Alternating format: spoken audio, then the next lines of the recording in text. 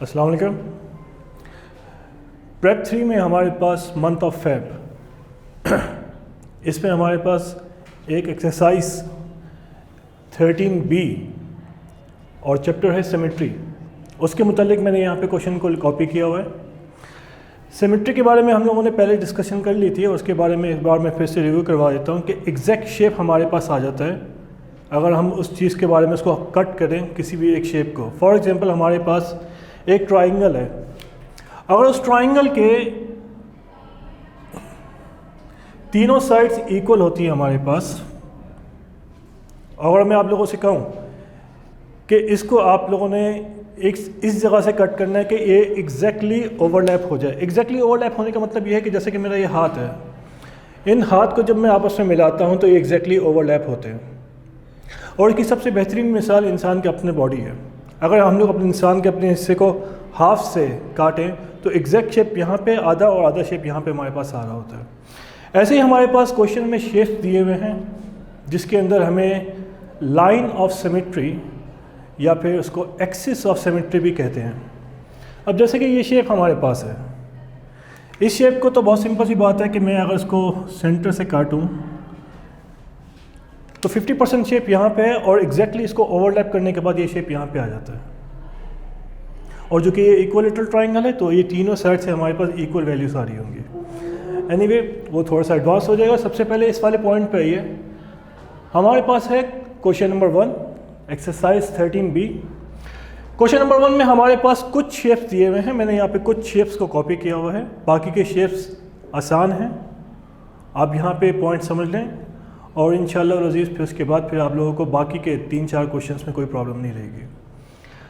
सबसे पहले हम लोगों ने सिमेट्री के पहले इस शेप के अंदर पॉइंट बताना है, सेंटर का पॉइंट।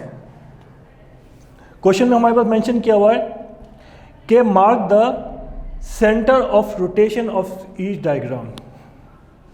हमारे पास जो भी शेप दिए हुए हैं इसका सेंटर पॉइंट हम लोगों ने फाइंड आउट करना है जहाँ से हम लोग रोटेट करवा सकें।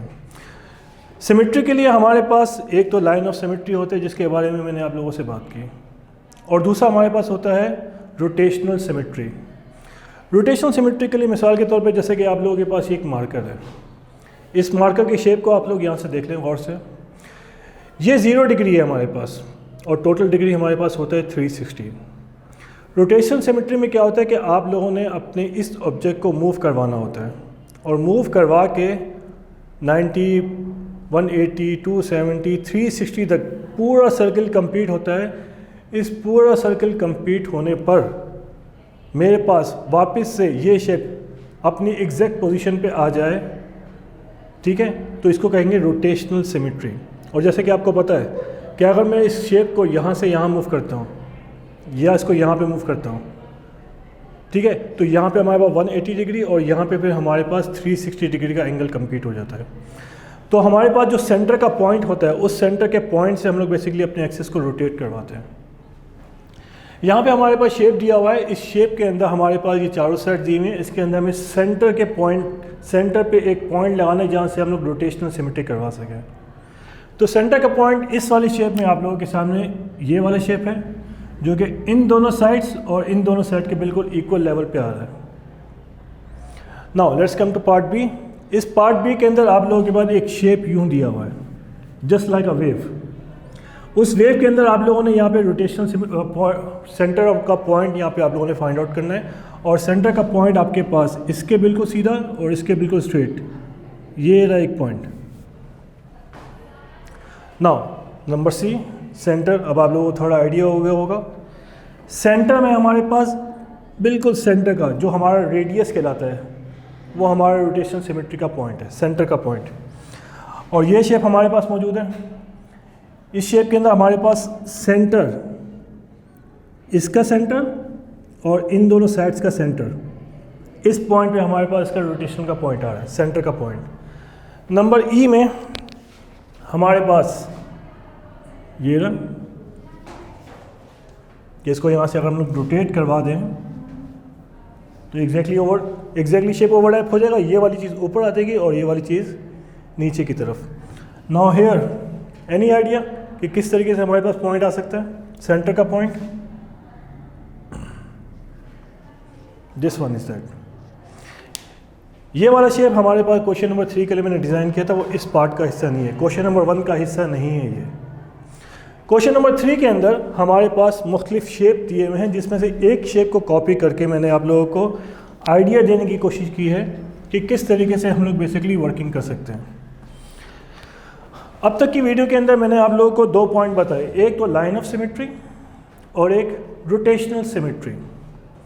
अब हमारे पास जो शेप्स दिए गए हैं क्वेश्चन नंबर 3 में A, B, C, D, E, F, G, H और I, इन तमाम पॉइंट्स में हमारे पास मुख्तलिफ शेप्स एक्सरसाइज 13B के अंदर मेंशन किए हुए हैं। उसके अंदर आप लोगों ने 2 पॉइंट के बारे में बताना है।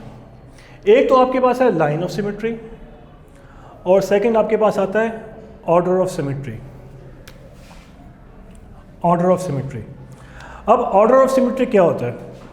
जब आप लोग रोटेशनल सिमेट्री की बात करते हैं, जब एक चीज़ को रोटेट करवाते हैं 0 डिग्री से लेकर 360 डिग्री तक, उस दौरान वो शेप वापस से अपनी ओरिजिनल पोजीशन पे आ जाए, उसको हम लोग कहेंगे ऑर्डर, कि कितनी दफ़ा वो शेप अपनी एग्जैक्ट पोजीशन पे आ रहा है। फॉर एग्जांपल मैं आप लोगों के सामने एक इक्विलैटरल ट्रायंगल को वापस से ड्रॉ करता हूँ। इक्विलैटरल ट्रायंगल जिसकी तीनों साइड्स इक्वल होती हैं, ओके। लाइन ऑफ सिमेट्री आपको पता है, एक यहाँ से पड़ जाएगी, एक यहाँ से और एक यहाँ से आपके पास लाइन ऑफ सिमेट्री आ जाएगी। रोटेशनल सिमेट्री की बात करता है जिसके अंदर मुझे ऑर्डर ऑफ सिमेट्री के बारे में बताना है। सबसे पहले जो इसका सेंटर का पॉइंट था जिस पे ये तीनों एक्सिस मिल रहे हैं, एक सेंटर का पॉइंट हमारे पास आ गया। Now let's come for rotation. अगर मैं इसको रोटेट करवाता हूँ, स्टार्ट करता हूँ 0 डिग्री से, इस शेप को जो मैं रोटेट करवाऊँगा तो ये शेप ऊपर की तरफ, ये वाला शेप नीचे की तरफ और ये वाला शेप यहाँ पे एक, फिर वापस से इसको रोटेट करवाऊँ, फिर वापस से, तो ये शेप यहाँ से यहाँ, यहाँ से यहाँ और फिर वापस से यहाँ, तो 3 दफ़ा वापस से अपनी ओरिजिनल पोजीशन की तरफ आ जाता है। और जितनी दफ़ा वापस से when it come back to their same position, the counting of that we call that order. ठीक है, so here the equilateral triangle we have 3 order symmetry. Okay, now let's come, हमारे पास शेप में सबसे पहला शेप एक ये दिया हुआ था। अब इस शेप के अंदर how many line of symmetry we have and how many order of symmetry we have, which we have to see. Line of symmetry के लिए, जिसको हम लोग एक्सिस ऑफ सिमेट्री भी कहते हैं, दिस वन। नाउ एक तो हो गया हमारे पास line of symmetry. Now let's come for the order of symmetry. Shape यूं मौजूद है, अब इसको आप लोग 0 डिग्री से रोटेट करवाना स्टार्ट करें। 0 डिग्री से इसको रोटेट करवाते करवाते करवाते 90 डिग्री पे जब आप पहुंचते हैं तो ये शेप यूं आ जाएगा। एग्जैक्ट शेप तो नहीं आ रहा, ओके। 90 डिग्री से 180 डिग्री पे तो ये वाला शेप उठ के नीचे आ गया, तब भी नहीं आ रहा। नाउ 180 के बाद 270 और 270 के बाद 360, ओनली 360 डिग्री पे जब ये रोटेट होके वापस से आएगा तब ये अपना ऑर्डर ऑफ सिमेट्री में सिर्फ 1 ऑर्डर ऑफ सिमेट्री कंप्लीट कर पाएगा। बाकी 180 डिग्री में किसी भी और पॉइंट पे इसका ऑर्डर ऑफ सिमेट्री नहीं आ रहा। तो 1:1, इसका मतलब ये हुआ कि हमारे पास ऑर्डर ऑफ सिमेट्री की मिनिमम वैल्यू 1 होती है। आपके सामने कोई सा भी एक शेप हो, फॉर एग्जांपल मैं आपके सामने एक स्टोन की बात करता हूँ। एक स्टोन मैं यहाँ पे ड्रॉ करता हूँ,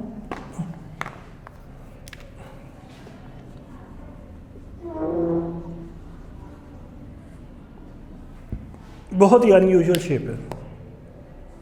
इसको अगर मैं यहाँ से अगर 0 डिग्री से रोटेट करवाना स्टार्ट कर दूँ तो ये किसी भी एंगल पे आके अपनी वैल्यू को कंप्लीट यानी कि एग्जैक्ट शेप के अंदर नहीं आएगा, बट जब ये अपनी ओरिजिनल पोजीशन पे वापस आएगा 360 डिग्री पे तो वापस अपनी शेप पे वापस आ जाएगा। तो हमारे पास ऑर्डर ऑफ सिमेट्री कम से कम एक होगी, 0 कभी भी नहीं हो सकती। But line of symmetry zero हो सकती है। जैसे कि ये शेप है, अब इस पर लाइन ऑफ सिमेट्री क्या होगी? आप इसको सेंटर से काटेंगे, क्या ये शेप इसके ऊपर ओवरलैप हो रहा है? नो। डायगोनल? नो। किसी भी तरह से हॉरिजॉन्टल एक्सिस पे किसी भी तरह से आप लोगों के पास लाइन ऑफ सिमेट्री नहीं आ रही, बट ऑर्डर ऑफ सिमेट्री आपके पास मौजूद है। ओके, सो अब मेरे पास जो शेप्स यहाँ पे मेंशन किए गए हैं क्वेश्चन नंबर 3 के अंदर, मैं उनकी वैल्यूज़ को यहाँ पे लिख देता हूँ लाइन ऑफ सिमेट्री और ऑर्डर ऑफ सिमेट्री के अंदर। क्वेश्चंस आप लोगों के पास बुक में मौजूद हैं, ठीक है? तो इसके आंसर मैं यहाँ पे लिख रहा हूँ, जिसके अंदर मैं आप लोगों को लाइन ऑफ सिमेट्री के कितने लाइन ऑफ सिमेट्री बन रहे हैं और कितने ऑर्डर ऑफ सिमेट्री हमारे पास आ रहे हैं, जिनमें से एक दो क्वेश्चन मैं डिफाइन भी कर दूंगा। फॉर एग्जांपल हमारे पास नंबर बी में हमारे पास 2:2 का रेशियो आ रहा है, नंबर सी में लाइन ऑफ सिमेट्री 0 है जबकि ऑर्डर ऑफ सिमेट्री हमारे पास 2 है, नंबर डी में हमारे पास 8:8, 2:2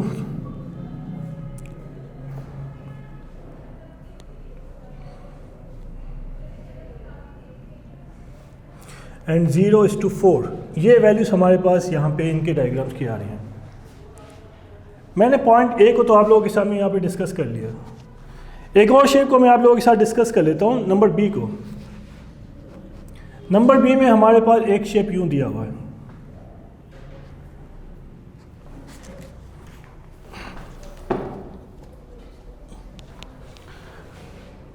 सबसे पहले ये दोनों साइड्स इक्वल है।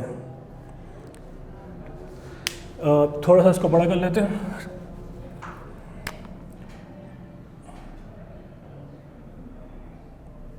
ओके, सो अस्यूम करें कि ये दोनों साइड्स इक्वल है हमारे पास। जो शेप यहाँ पे है वही एग्जैक्टली शेप यहाँ पे हमारे पास मौजूद है।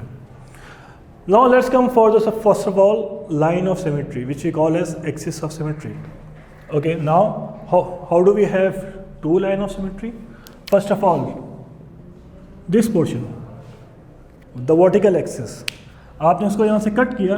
नो, शेप को ओवरलैप करें, एग्जैक्टली शेप इसके ऊपर ओवरलैप हो रहा है, एक लाइन ऑफ सिमेट्री आ गई। सेकेंड, हमारे पास हॉरिजॉन्टल एक्सिस पे इसी सेंटर के पॉइंट से गुजर के आपने 50% पे दोनों लाइंस पे यहाँ पे जो कट किया था, तो एक लाइन ऑफ सिमेट्री आके अब अगर आप इसको एग्जैक्टली ओवरलैप करेंगे तो एग्जैक्टली ओवरलैपिंग यहाँ पे हो रही है। Okay, now let's come for the order of symmetry. Okay, order of symmetry के लिए हमारे पास अगर ये शेप है, इसको वापस से ड्रॉ किया है। नाउ लेट्स रोटेट, ये 0 डिग्री है, 0 डिग्री से जब मैं इसको घुमा के लेके आऊँगा तो ये शेप एग्जैक्टली यहाँ पे और ये शेप यहाँ पे आ जाएगा।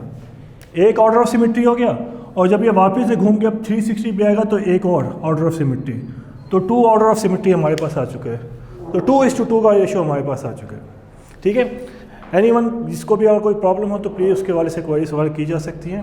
Thank you very much. अस्सलाम वालेकुम।